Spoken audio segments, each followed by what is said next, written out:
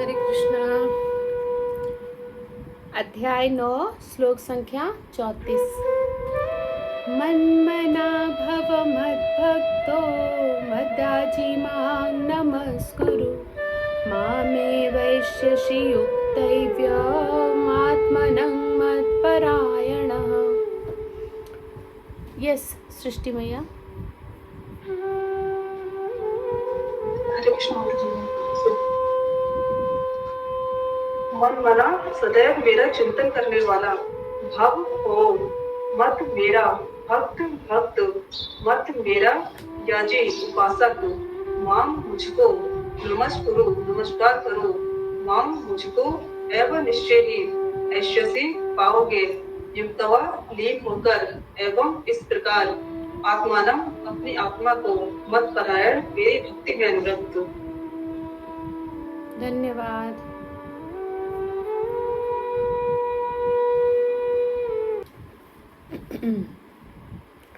तो यहाँ भगवान क्या कह रहे हैं? अपने मन को मेरे नित्य चिंतन में लगाओ।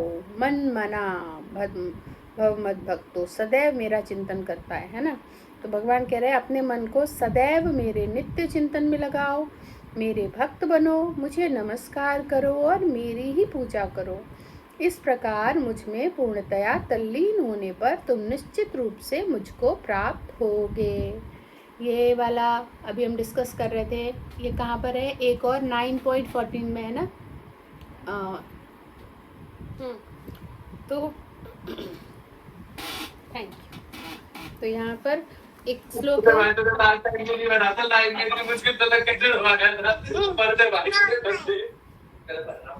हरि बोल। सब अपना म्यूट रखिए प्लीज। तो यहाँ पर है 9.14 सततं कीर्तयन्तो मां। ये किस किस को याद है? याद किया था हमने, सततं कीर्तयन्तो मां। और सब मन में दोहरा रहे, डर लग रहा है बोलने में। यस सृष्टि मैया।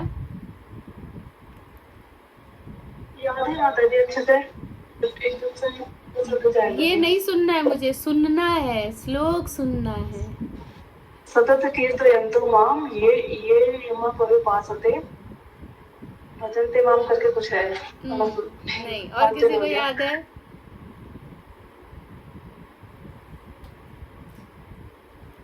भव्य सुना हुआ कौन सा? सततं कीर्तयन्तो 1865 मां। याद है। ये नहीं याद है? ये तो याद है आपको। नीचे वाला मैं भूल गई। दृढ़व्रता नहीं याद है? अच्छा चलो, 9.14 निकाला किसी ने? देख कर ही बता दो। मीनू माता जी देख कर ही बताइए। सततं कीर्तयन्तो मां यस्य दृढव्रतता नमस्य तस्य मां भक्त्या नित्ययुक्ता उपासते। देख के बोला तो बस फिर रेलगाड़ी शुरू है। फिर तो जिसका नाम लिया वो भी पीछे रह जाएगा। पीछे मेरे को ही सुनाना है। गुड। तो अब याद है ना? प्रैक्टिस करो तो याद रहता है ना, फिर भूल जाते हैं। चलो अच्छा, एक और श्लोक है इसमें 18.65। मन मना भव मद भक्तो मद्याजी मां।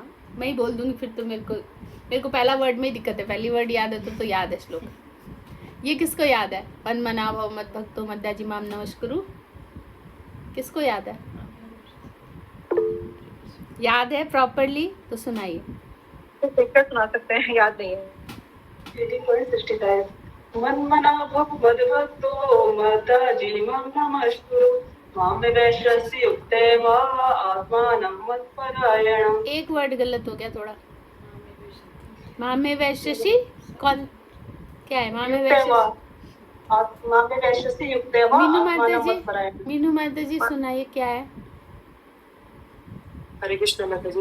मन मना भव मद्भक्तो मद्याजी मां नमस्कुरु मामे वैश्यसि सततं ये प्रतिजाने प्रियोऽसि मे। तो ये दोनों का मतलब और इसका मतलब सब सेम है कि भगवान क्या कह रहे हैं?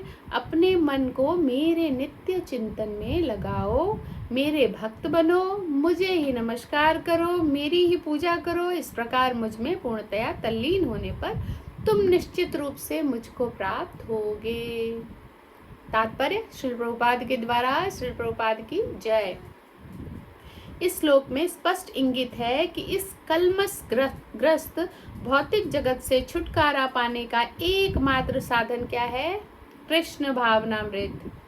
इसमें भी ज्ञात्वा मांग शांति मृक्षति, वो मेरे को वो कोट बस उतना ही ध्यान आ रहा है पूरा 5.29 का, कि एकमात्र साधन क्या है? कृष्ण भावनामृत होना, अगर आप इस भौतिक जगत से छुटकारा चाहते हो तो। कभी कभी कपटी भाष्यकार इस स्पष्ट कथन का तोड़ मड़ोड़ कर अर्थ करते हैं कि सारी भक्ति भगवान कृष्ण को समर्पित की जानी चाहिए। सारी भक्ति, कहीं और नहीं। ऐसा नहीं कि इधर भी भक्ति है, उधर भी चल रही है, उधर भी चल रही है। जो कुछ है वो उनको समर्पित करना है। साइड में शनिदेव को जल डाल दिया, हनुमान जी को बूंदी चढ़ा दी, वगैरह वगैरह जो है हमारी, मैं नॉर्मल भावना की बात कर रही हूँ। हालांकि भक्त से अच्छे किसी और देवी देवता को जानने वाले कोई और नहीं होते। जो हनुमान जी के उपासक होंगे उनसे ज्यादा कृष्ण भक्त हनुमान जी को समझते हैं। जो शिव जी के उपासक है उनसे ज्यादा कृष्ण भक्त शिव जी को मानते हैं। और ये शिव भी कहते हैं कि भगवान आपके उपासक मुझे ज्यादा पूजते हैं, ज्यादा मानते हैं, क्योंकि वो स्थिति को समझते हैं। किसी को उसके संबंध को समझकर प्रेम करना है ना, ज्यादा प्रेम होता है ना। अब अभी यहाँ भव्या बैठी है, तो एक लड़की है जो सुंदर सी है, हम सब प्रेम कर सकते हैं उससे। पर अगर वो पुत्री है, बेटी है, तो प्रेम ज्यादा होगा, है ना। तो ऐसा होता है ना संबंध। बाहर में हम किसी को भी देखते हैं तो उन सब से हम संबंध बना सकते हैं कि हाँ ये है और अच्छे हैं, बुरे हैं, ऐसा है वैसा है। लेकिन जब संबंध स्थापित होता है ना तो प्रेम ज़्यादा आता है। एक माता जी हैं हमारे यहाँ पर, बहुत सारी माताओं से मेरा यहाँ कनेक्शन हो गया इतने दिनों में, है ना। सब बहुत प्यारे हैं, बहुत अच्छे हैं। लेकिन उन माता जी ने मुझे नाम दिया सखी, वो मुझे सखी ही बुलाती हैं। तो एक कनेक्शन ना, मतलब एक स्ट्रॉन्ग कनेक्शन फील होता है।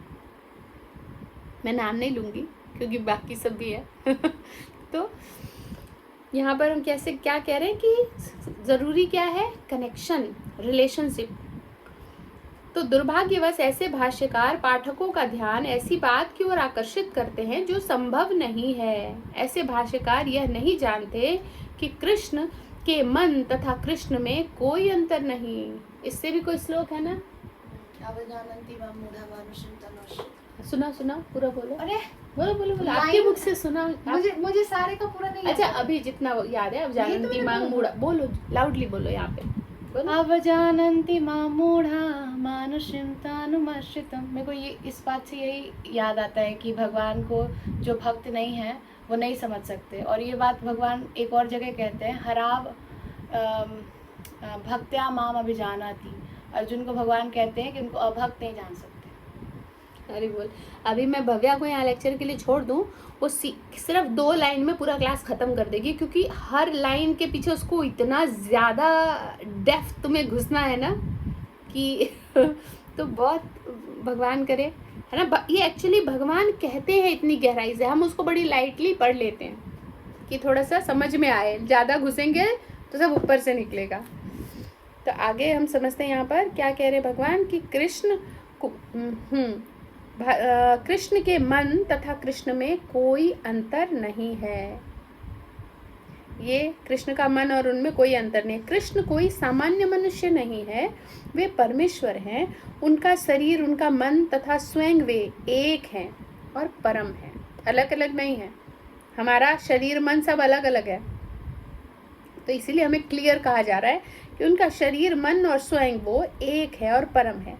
जैसे कि कुर्म पुराण में कहा गया है। और भक्ति सिद्धांत सरस्वती ने चैतन्य चरितामृत, यहाँ पर चैतन्य चरितामृत की 5म अध्याय आदि लीला 41 से 48, इसमें क्या लिखा है कि वे अनुभाष्य में उद्धृत किया गया है, देह देही विवो देहं नेश्वरे विद्यते क्वचित, अर्थात परमेश्वर कृष्ण में तथा उनके शरीर में कोई अंतर नहीं। ये एक और स्टोरी भी थी ना, उससे बताया गया था साक्षी गोपाल कि वहाँ पर क्या कह रहे हैं कि कृष्ण और उनके शरीर में कोई अंतर नहीं। इसमें कहा गया है ना कि हमने सुना था ना कि ब्राह्मण, चलो मैं उसको चैतन्य चरित इसमें से सुनाती हूँ एग्जैक्टली। 41 to 48। ज्ञाति लोक कहे मोरा तोमाके छाड़िबो, स्त्री पुत्र कहे विष खाइया मोरिबो। विप्र बोले साक्षी बोलाया करिबे कन्याय, जीती कन्या लबे मोर व्यर्थ धर्म है। पुत्र बोले प्रतिमा साक्षी से है दूर देशे, के तुम्हारा साक्षी दिवे चिंता करो किसे। नहीं कही ना कहिबो ए मिथ्या वचन, सबे कहिबो मोर किछु नाही को स्मरण। तुमी यदि कहो आमी किछुई ना जानी, तबे आमी न्याय करी ब्राह्मणेर जिनी। एनु एतो शुनी विप्रेर चिंतत हेलो मन, एकांत भावे चिंते विप्र गोपाल चरण। मोर धर्म रक्षा पाए ना मोर निज जन, दुई रक्षा करे गोपाल लयनु शरण। एई मत विप्र चित्ते चिंते ते लागिलो, आर दिन लघु विप्र तार घरे आइलो। अब इसका मैं हिंदी अनुवाद आप लोगों को बता देती हूँ, क्योंकि निश्चित रूप से यहाँ पर बंगाली या उड़िया में है तो समझना मुश्किल है।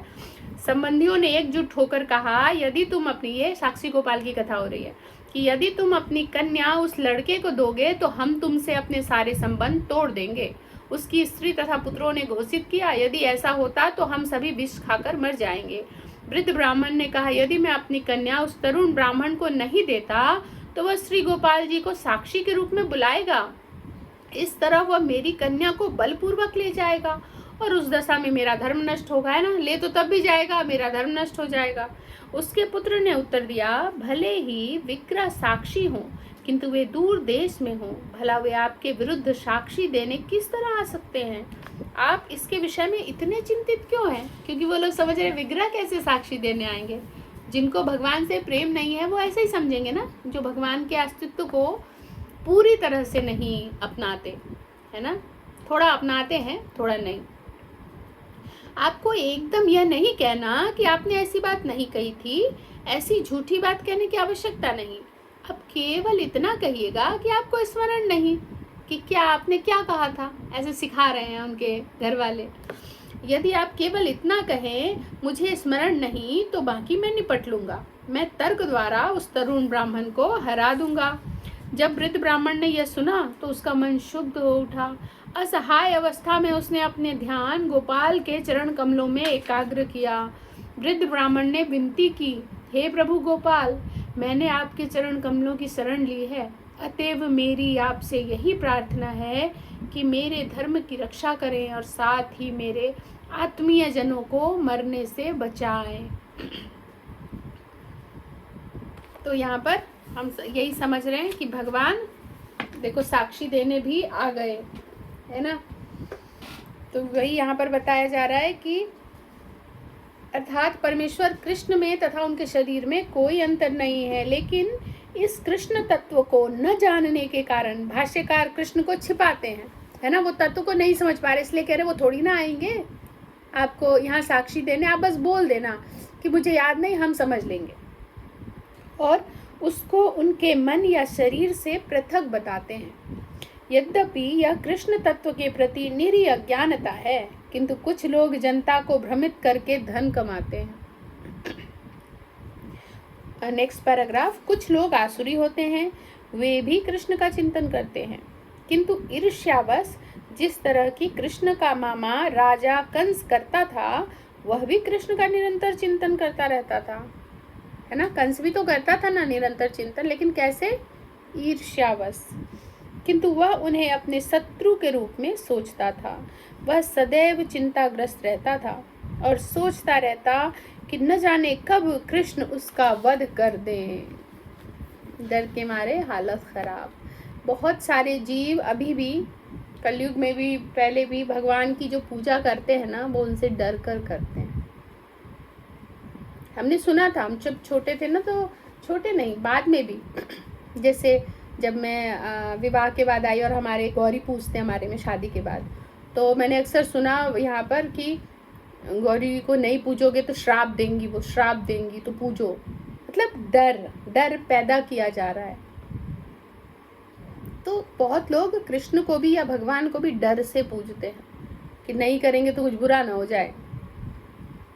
भगवान से प्यारा कोई है नहीं ना। माँ बाप से डर लगता है किसी को? किसको डर लगता है? जिसने गलत किया है वो माँ बाप के सामने नहीं जाएगा। एक दिन बच्चे ने कुछ गड़बड़ी करी, बिना कहे बाहर भाग गया, घूम के आया, अब वो थोड़ी देर चाहेगा कि माँ के सामने नज़र से नज़र ना मिले, है ना, कि डांट ना पड़े। माँ बाप के सामने भी नहीं जाता। तो डरता कौन है? जिसने गड़बड़ी की है। तो भगवान से डर किसको लगेगा? जिसने गड़बड़ी की है। शरणागति आई नहीं, गड़बड़ी की है। पूरी तरह जो गड़बड़ी करके भी नहीं डरते वो तो महामूर्ख और अज्ञानी है, क्योंकि उनको ये तक नहीं पता। उससे तो कम से कम वो ठीक है जो थोड़ा सा सेंसिटिव तो है, कम से कम थोड़ा बहुत, कि वो समझते हैं कि कैसे। लेकिन भगवान से सिर्फ और सिर्फ प्रेम मिलता है और कुछ नहीं, इसके अलावा कुछ नहीं। भक्तों के जीवन में और कुछ है ही नहीं।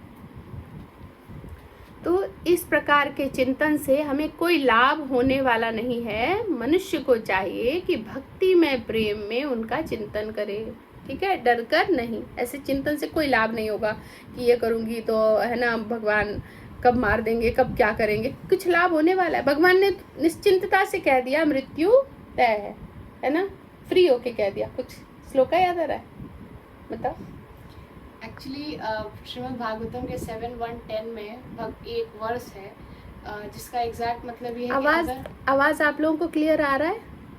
हाँ आ रहा है। उसमें ये है कि अगर आप भगवान, मतलब भगवान इतने दयालु हैं कि अगर हम प्रेम से भक्ति करते हैं तब तो ठीक है, बट अगर हम प्रेम से नहीं भी करते, और यहाँ पे तो प्रभुपाद कह रहे हैं और वहाँ पे ये बात कही हुई है कि अगर आप भगवान को ईर्ष्या भाव, डर से, गुस्से से, किसी भी तरीके से अगर आप उनको भजते हो तो भी आपका परम कल्याण होता है। तो मतलब भगवान की दया हर चीज में ही है, ये बहुत बड़ी बात है। हरि बोल, हरि बोल, थैंक यू। कितना मतलब कितने डेप्थ में जाने के बाद ये चीज़ें हमें याद रहती है। तो अब मुझे समझ में आ रहा है। सब शिकायत मिलती है कि जब देखो भव्या का कमरा बंद रहता है। बंद क्यों रहता है? अच्छी बात है। मुझे एक चीज़ और, एक और रियलाइजेशन शेयर करनी है कि मैं पहले सोचती थी कि भगवान पार्शियल हैं। ये भगवान पार्शियल हैं कि वो कहते हैं कि समोहम सर्वभूतेषु, कि मैं सबके लिए इक्वल हूँ, और फिर बाद में कहते हैं कि परित्राणाय साधूनां विनाशाय च दुष्कृता।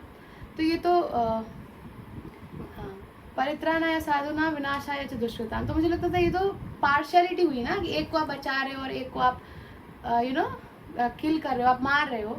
फिर प्रभुपाद के एक लेक्चर में मैंने सुना, प्रभुपाद ने कहा कि उनको मार देना ही भगवान का परम कृपा है, क्योंकि अगर वो उनको नहीं मारेंगे, एक तो भगवान के हाथों से मृत्यु मतलब कि परम मोक्ष आपको प्राप्त होती है, और दूसरी बात है कि आप अगर अपने कर्मों से फिर आपको फ्री नहीं मिलोगे, आप फ्री नहीं हो पाओगे, फिर बार बार आपको जन्म मृत्यु में फंसना पड़ेगा। और अगर भगवान ने आपको मार दिया, मतलब इससे बड़ा परम मंगल क्या हो सकता है? हरि बोल। तो भगवान उस पाप में शरीर को खत्म कर देते हैं ताकि आप फिर आगे, इससे आगे बढ़ पाओ और भक्ति कर पाओ। तो इसका मतलब है कि परित्राणाय साधूनां और विनाशाय च दुष्कृतां, दोनों में ही भगवान प्यार ही कर रहे हैं।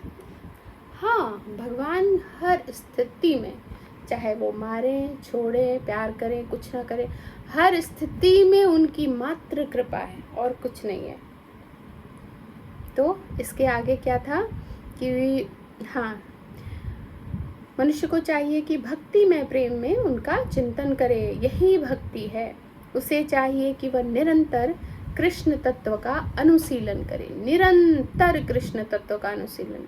जो कुछ भी चारों तरफ दिव्य दृष्टि है हमारी, देखे, सुने, खाए, पिए, बोले, बस कृष्ण चिंतन और कुछ नहीं।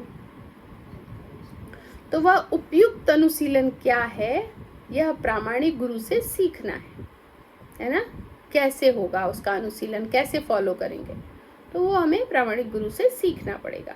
तो इसी के लिए इम्पोर्टेंट क्या है कि हम कोशिश भी करें और प्रश्न भी पूछें। जहाँ अटक रहे हैं वहाँ प्रश्न भी पूछें। तो कृष्ण भगवान हैं और हम कई बार कह चुके हैं कि उनका शरीर भौतिक नहीं है, अपितु सच्चिदानंद स्वरूप है ना। भगवान का शरीर सच्चिदानंद में है, भौतिक नहीं है। ये क्लियर, ये तो हम सब बहुत पहले जान चुके हैं। इस प्रकार की चर्चा से मनुष्य को भक्त बनने में सहायता मिलेगी, अन्यथा अप्रामाणिक साधन से कृष्ण का ज्ञान प्राप्त करना व्यर्थ होगा। ये बहुत क्लियरली हम सबको पहले समझना है। जब हम नई नई भक्ति करते हैं ना, हमें बड़ा जोश रहता है, तो हम हर जगह से भगवान की चर्चा हो रही है, हाँ हम सुन लेते हैं, भगवान की चर्चा हो रही है, हम जाएंगे भगवान की और हम करेंगे। तो ये लाइन याद रखिएगा, अप्रामाणिक साधन से कृष्ण का ज्ञान प्राप्त करना व्यर्थ होगा और दूषित भी। जैसे सुबह जब मैं कपालभाति सिखाती हूँ, है ना, जैसे शशि माता जी को अभी सिखा रही हूँ, जो भी ग्रुप में है वो देखेंगे कि मैं क्या बोलती हूँ, अपने आप से मत करना, अपने आप से मत करना, क्योंकि उन्होंने सीखा हुआ है पहले, वो अपना वाला शुरू हो जाता है, रॉन्ग वाला। तो थोड़ा सा भी अगर पहले सीख लिया ना, वो दूषित की भांति वो काम कर रहा है। अगर जो कभी नहीं जिन्होंने सीखा, उनको सुनाना, उनको सिखाना आसान है। तो जो बाहर से कहीं भी अप्रामाणिक साधन से कुछ नहीं ज्ञान प्राप्त कर रहा, वो फिर उनको बताना आसान है, क्योंकि उनमें विष नहीं घुला।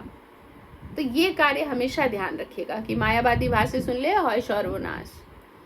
अतः मनुष्य को कृष्ण के आदि रूप में मन को स्थिर करना चाहिए। कौन से रूप में? कृष्ण की आदि रूप। आदि रूप कौन सा है कृष्ण का? स्वयं कृष्ण। उसे अपने मन में यह दृढ़ विश्वास करके पूजा करने में प्रवृत्त होना चाहिए कि कृष्ण ही परम हैं। ये दृढ़ विश्वास, इफ एंड बट नहीं, कोई डाउट नहीं। कृष्ण की पूजा के लिए भारत में हजारों मंदिर हैं जहां पर भक्ति का अभ्यास किया जाता है। जब ऐसा अभ्यास हो रहा हो तो मनुष्य को चाहिए कि कृष्ण को नमस्कार करे, उसे अर्चा विग्रह के समक्ष नतमस्तक होकर मनसा वाचा कर्मणा हर प्रकार से प्रवृत्त होना चाहिए। कैसे? अर्चा विग्रह के समक्ष नतमस्तक होकर मन, वचन और कर्म से हर प्रकार से क्या करना है? प्रवृत्त होना है। इससे वह कृष्ण भाव में पूर्णतया तल्लीन हो सकेगा। कई बार हम यहाँ मनसा वाचा कर्मणा, हम है ना कर्म में रहते हैं, भक्ति करते हैं। कई बार हम वाणी से हम भक्ति कर लेते हैं, पर मन से नहीं करते। भगवान यहाँ कह रहे हैं मन, वचन और कर्म, तीनों से। इससे वह कृष्ण लोक को जा सकेगा। उसे चाहिए कि कपटी भाष्यकारों के बहकावे में न आए। उसे श्रवण, कीर्तन आदि नवदा भक्ति में प्रवृत्त होना चाहिए। शुद्ध भक्ति मानव समाज की चरम उपलब्धि है। अब तो आई थिंक नवदा भक्ति बहुतों को याद हो गई होगी पूछ कर। किस किस को याद है? हैंड रेज करें। स्मरणम पहला क्या है? वहां से शायद याद आ जाए। श्रवणम कीर्तनम स्मरणम अर्चविग्रहम पाद सेवनम आत्मनिवेदनम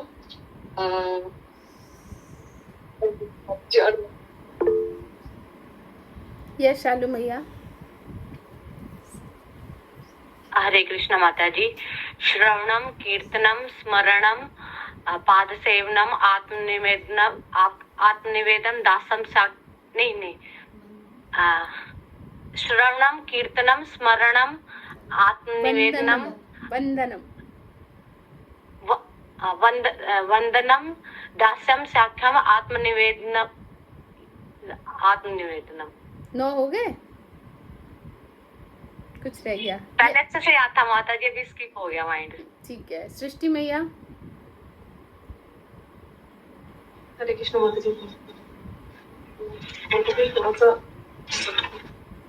शिवणम कीर्तनम स्मरणम पाद सेवनम अर्चनम वंदनम दास्यम साख्यम आत्मनिवेदनम। ऐसे हम बार बार पढ़ेंगे ना तो हम सबको याद आ जाएगा, याद होगा।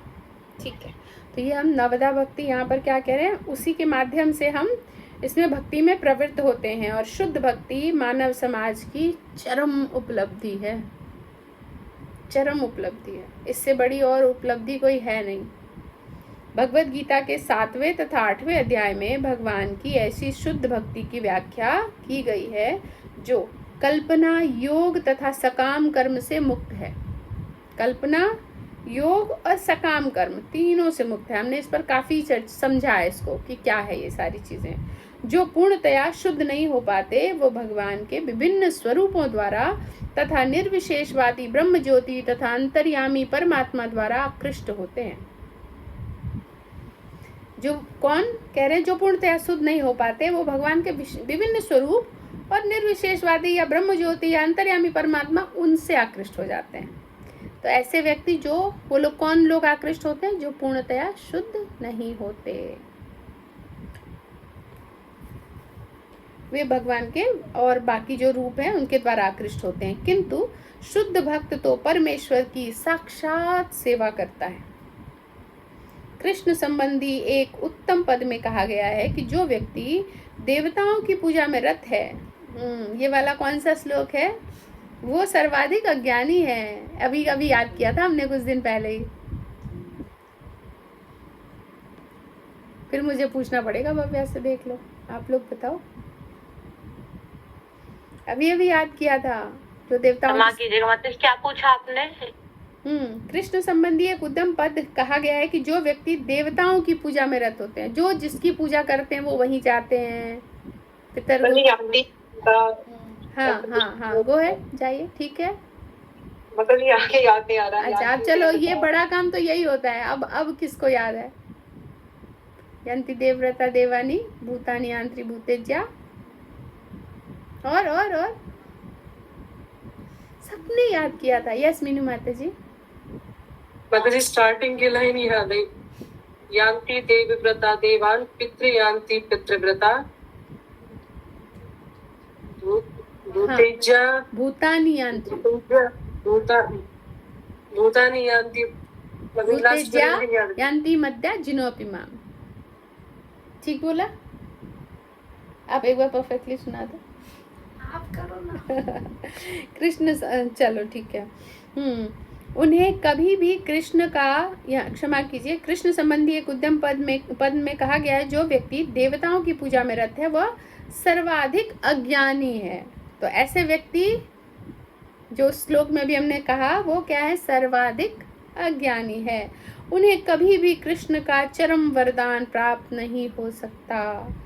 हो सकता है कि प्रारंभ में कोई भक्त अपने स्तर से नीचे गिर जाए तो भी उसे अन्य सारे दार्शनिकों तथा योगियों से श्रेष्ठ मानना चाहिए। वो नीचे गिरा हुआ व्यक्ति भी बाकी दार्शनिकों से श्रेष्ठ है, बाकी योगियों से श्रेष्ठ है।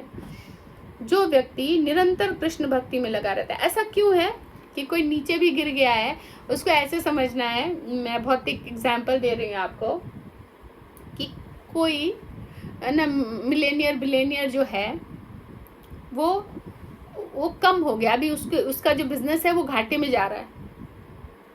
मान लो वो करोड़पति बन गया, तब भी एक करोड़पति से तो बहुत अच्छा है ना। एक हमारे में कहावत है, सरलो घुन्ना तो रहुअक दुन्ना, है ना। वो कहते हैं कि इसका एग्जैक्टली मीनिंग तो यही है। एग्जैक्टली हिंदी अनुवाद में मेरे को याद नहीं आ रहा कि अनुवाद क्या है। मतलब कि जो मछली की बात यहाँ पर कह रहे हैं कि कोई छोटी मछली की बात कर रहे हैं और एक बड़ी मछली की बात हो रही है कि अगर बड़ी मछली के बारे में अगर वो बहुत छोटी रह गई, है ना, अच्छी नहीं है, फिर भी जो छोटी मछली उससे तो फिर भी बहुत बड़ी है। तो वही यहाँ भगवान something is better than nothing, मतलब एटलीस्ट वो करोड़पति से, मतलब अरबपति से करोड़पति तो हमसे बेटर है, मतलब हाँ, ये भी कह सकते हैं कि something is better than nothing, ये भी ठीक है।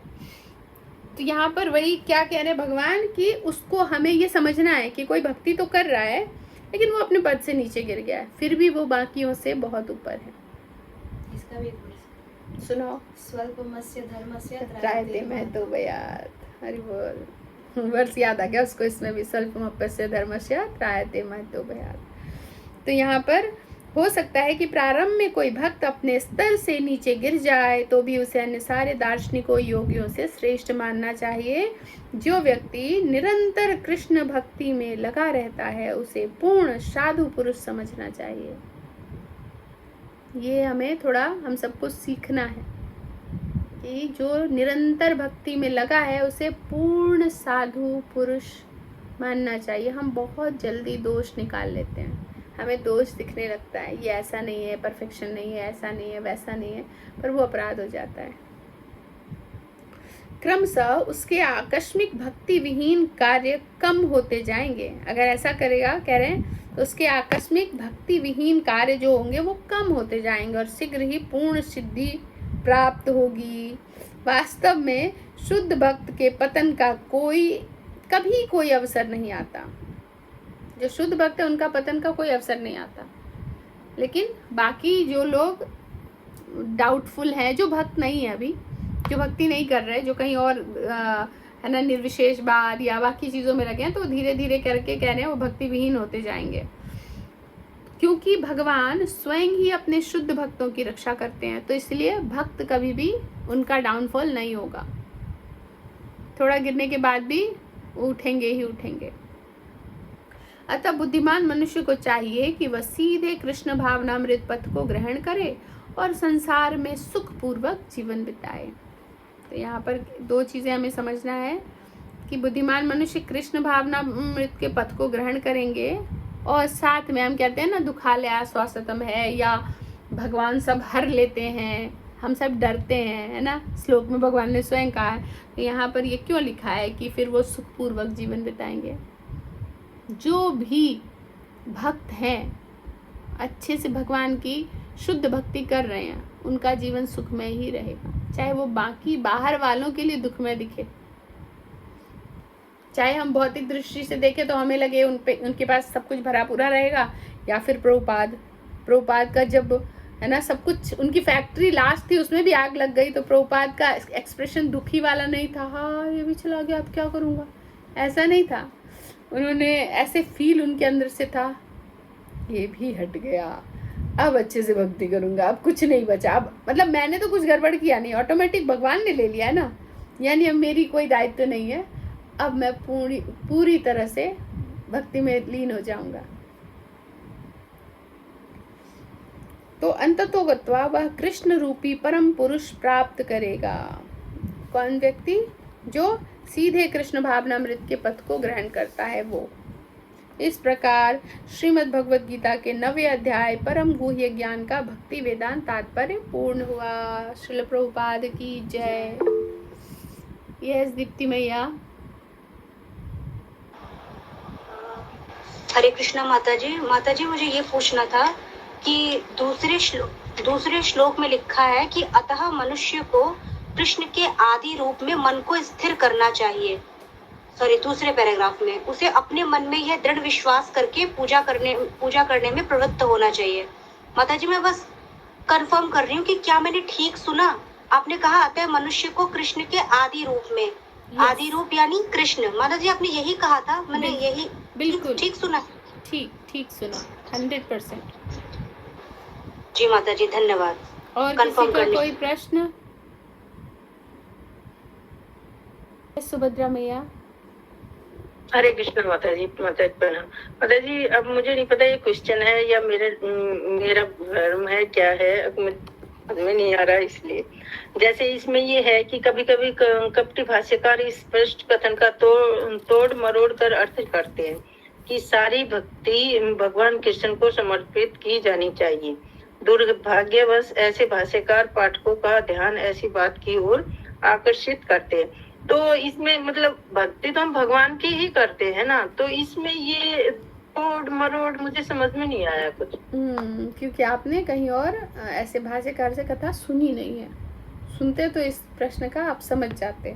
इसमें है कि कपटी भाष्यकार इस स्पष्ट का अपने हिसाब से, वो हम तो जो आप यही चलाओ ना, चाहे यूट्यूब रील कुछ भी देख लो, अपने हिसाब से हर एक भाष्यकार तोड़ कर भगवत गीता के बारे में बता रहा है। आजकल तो बल्कि एक नया ट्रेंड चला हुआ है, कुछ भी अच्छी बात है उनको लगता है कि अच्छा ज्ञान है, वो डाल देते हैं और नीचे लिखते हैं भगवान भगवत गीता में कृष्ण कहते हैं 19वां अध्याय। हाँ, उसमें लिखते हैं ये भगवत गीता में कृष्ण कहते हैं। उनको जरा पूछ लो कहाँ कहते हैं तो उनको कुछ नहीं मालूम। तो ये क्या है, वही कि तोड़ मरोड़ के अपने हिसाब से, क्योंकि उन्होंने भगवत गीता पढ़ी नहीं है तो अपने हिसाब से बोलते हैं, या फिर पढ़ी भी है तो किसी के शरणागत भक्त के शरणागत, भगवान कहते हैं कि भक्तों के शरणागत होकर ही सुनना है, तो वो नहीं सुनी, अपने हिसाब से पढ़ी और तब ये जो समझा उसका यही है कि तोड़ मरोड़ कर अर्थ निकालते हैं। कि सारी भक्ति भगवान कृष्ण को समर्पित की जानी चाहिए। दुर्भाग्यवश ऐसे भाष्यकार पाठकों का ध्यान ऐसी बात की ओर आकर्षित करते हैं जो संभव नहीं है। क्या कह रहे हैं कि ऐसे दुर्भाग्यवश ये जो भाष्यकार हैं पाठक, इनका ध्यान अपनी ओर ऐसी बात में आकर्षित करते हैं जो संभव ही नहीं है। और ऐसे भाष्यकार यह नहीं जानते कि कृष्ण के मन और कृष्ण में कोई अंतर नहीं है। यहाँ पर सबसे पहले वही है कि पाठक जो स्वयं भक्त नहीं है, हम जब उनके मुख से सुनते हैं तभी ये प्रॉब्लम होती है। जब हम सुनेंगे ही नहीं तो ये प्रॉब्लम नहीं होगी। ठीक है, और किसी का कोई प्रश्न? सृष्टि मैया।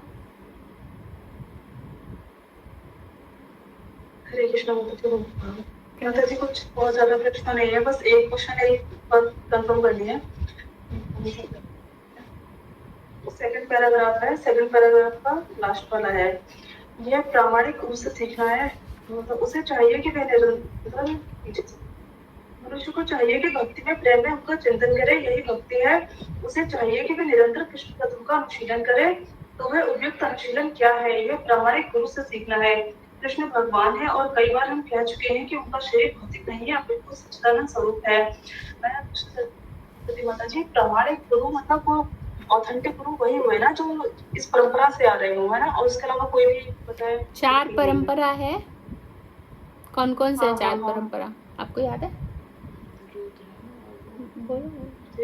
नहीं, और किसको याद है 4 परंपरा? मैंने लिखाया भी है कई बार। सुभद्रा मैया, हाँ, चलो सुभद्रा मैया आपको तो शायद याद होना चाहिए। ठीक है, चलो यहाँ इस चूंकि रिकॉर्डिंग हो रहा है इसमें ये डिस्कशन नहीं करेंगे। तो 4 परंपरा है, इन चारों में से अलाउ है क्योंकि वो ब्रह्मा से, हमारी जो परंपरा है वो ब्रह्मा से चली आ रही है।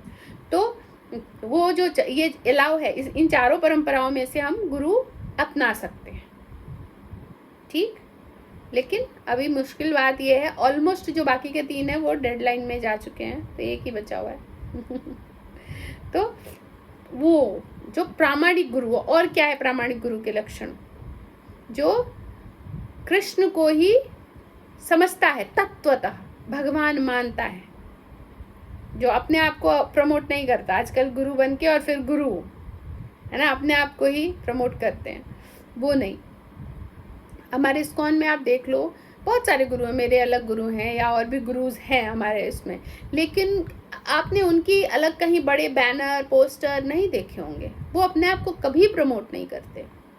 सिर्फ जो उनके जो शिष्य हैं वो अपने गुरु को पूछते हैं, बाकी बड़ा ऐसा बैनर कहीं कुछ नहीं रहता प्रभुपाद के अलावा, है ना। तो वहाँ पर हमें क्यों? क्योंकि प्रामाणिक है वो। तो प्रामाणिक गुरु वही होते हैं, प्रामाणिक को ही चुनना है, ये इम्पोर्टेंट है। अगर जीवन में गुरु नहीं है तो कोई फायदा नहीं है भक्ति करने का। कहते हैं, हमने सुना था कि सुसाइड कर लो अगर गुरु नहीं है।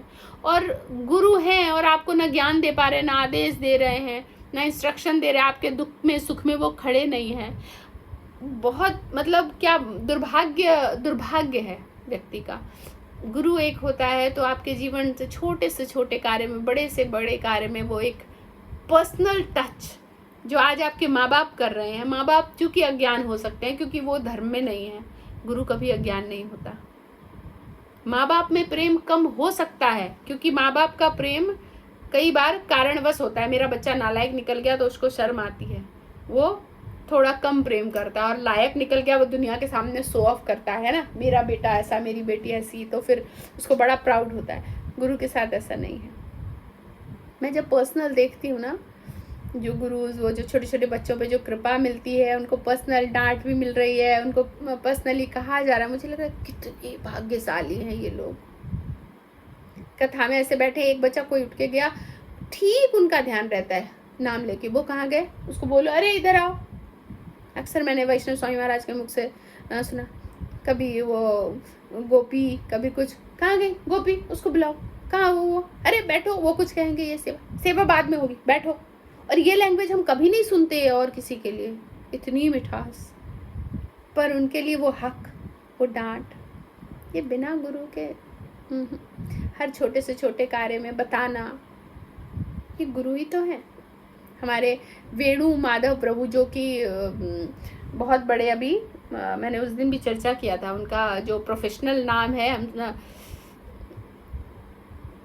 मुझे फिर से नाम याद नहीं आ रहा, आप सब वैसे जानते हो उनको, काउंसलर हैं और उनका मतलब बहुत बड़े बड़े हजारों लाखों की तादाद में ऐसे लगते हैं उनके। तो उसमें विवेक बिंद्रा, हाँ विवेक बिंद्रा, थैंक यू। तो ये विवेक बिंद्रा जी वो खुद कहते हैं कि मैं पहले कुछ और करता था, मेरे गुरु ने मुझे बोला आपकी वाणी अच्छी है, आप ये कार्य करो, और देख लो आज कहाँ से कहाँ पहुँच गए।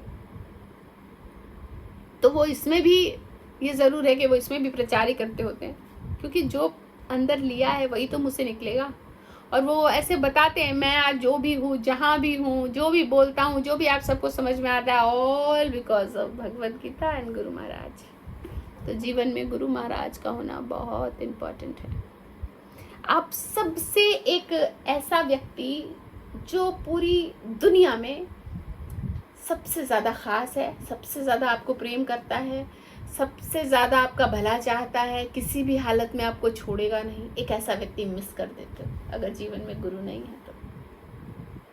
इसलिए बहुत ज़रूरी है। ये सृष्टि मैया ने सवाल पूछा है पर अच्छा है, बहुत आपके लिए भी अच्छा है ना? तो बहुत बहुत अच्छा है ये। इसमें माता जी एक चीज और थी, मैंने कहीं सुना था ये, जैसे हमारी गौड़ी वैष्णव परंपरा है, जैसे माता जी डिस्कस शायद कर सकते थे, बहुत क्वेश्चन से रेलिवेंट था मेरे ख्याल से बहुत ज्यादा। जो 4 परंपराएं हैं गौड़ी वैष्णव परंपरा में, कहा जाता है कि एक समय में एक ही परंपरा का पालन करना चाहिए ना। ये तो सही बात है ना, होगा ही नहीं ना सारी परंपराओं का पालन। चार यहाँ पर भी देख लो, भौतिक यहाँ पर हम आए हैं, बहुत सारे लोग ना एकादशी शुरू कर दिया उन्होंने करना, लेकिन वो अपने सोमवार का व्रत, मंगल व्रत वो भी करते हैं और फिर फंसते हैं, अरे ये करें या वो करें, इसमें ये कहा गया उसमें वो कहा गया। हमारे अंदर कोई इफ एंड बट बचा ही नहीं। जो गुरु कहेंगे, ये भी नहीं कि कृष्ण हमें एकादशी करनी है, नहीं, जो गुरु कहेंगे वो हम करेंगे, बस इसके अलावा कुछ है ही नहीं, बात ही खत्म। अब प्रश्न आता है ना, एकादशी व्रत हम द्वादशी में क्यों करते हैं? कई बार हम करते हैं ना, द्वादशी आ जाती है तो ठीक है, साइंटिफिकली हम बहुत सारे रीज़न दे सकते हैं, सूर्योदय ना नहीं होना चाहिए, ऐसे भक्तों को नहीं, बहुत सारे रीज़न। भक्त का एक रीज़न होता है, भक्त टू भक्त अगर बात हो रही है तो वो कहेगा गुरु ने कहा। सच में मेरे गुरु अगर कहीं एकादशी का व्रत त्रयोदशी में करो, मैं त्रयोदशी में करूँगी, क्योंकि मैं अज्ञानी हूँ, मुझे नहीं पता। गुरु ने जो कह दिया वो कह दिया, ये शरणागति। ठीक है।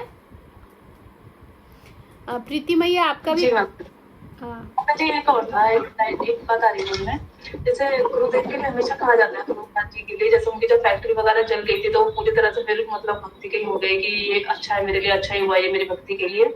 अच्छा होता है क्या सब चीजों का मतलब कम से कम जीवन में हो जाना, बाकी चीजों का नहीं? हम ये नहीं मांगेंगे कि अच्छा होता है बाकी चीजें हमारी कम हो जाए, हम कुछ नहीं मांगेंगे, कम हो जाए भी नहीं मांगेंगे, ज्यादा हो जाए भी नहीं मांगेंगे, हम कुछ मांगेंगे ही नहीं। हमारा ध्यान ही नहीं जाएगा उधर, क्योंकि हमारा ध्यान ऑक्यूपाई हो चुका है, हमारा मन कृष्णास लोटस फीट, और कहीं ध्यान ही नहीं जाएगा। कम हो ज्यादा हो वो समझे ना, क्या करना है वो समझे। हम फिर मांग रहे हैं कि अच्छा भगवान कम कर दो, फिर हम मांग रहे हैं, क्यों मांगे हम, है ना? भगवान ऑपुलेंस कम कर दो, ऑपुलेंस ज्यादा कर दो, कुछ नहीं मांगेंगे, क्योंकि हम तो बेहोश हैं, हम होश में है ही नहीं। ठीक।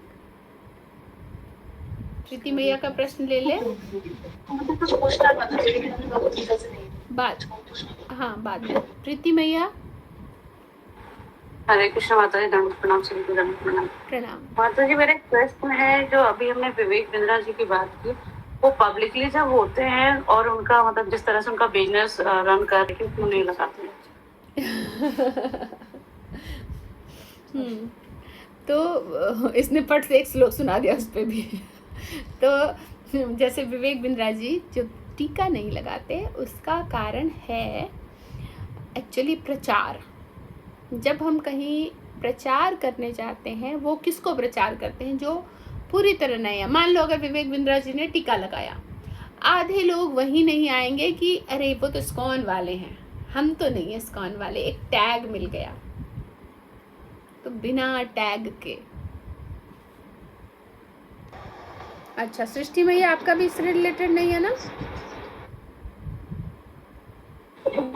माता जी मेरा इसी पे कुछ और कहना था मुझे, जो प्रीति जी ने पूछा है विवेक बिंद्रा पे, क्योंकि मैं बहुत सुना है मैंने उनको भी, और मतलब उनको कम सुना है वैसे। मैं ये कह रही थी माता जी कि जैसे विवेक बिंद्रा इस गाँव से जुड़े हुए मुझे नहीं पता था, लेकिन मेरा ये कहना था कि उनकी काफी बातें मुझे डिबेटेबल भी लगी है वैसे। और मैं ये कह हरे कृष्णा।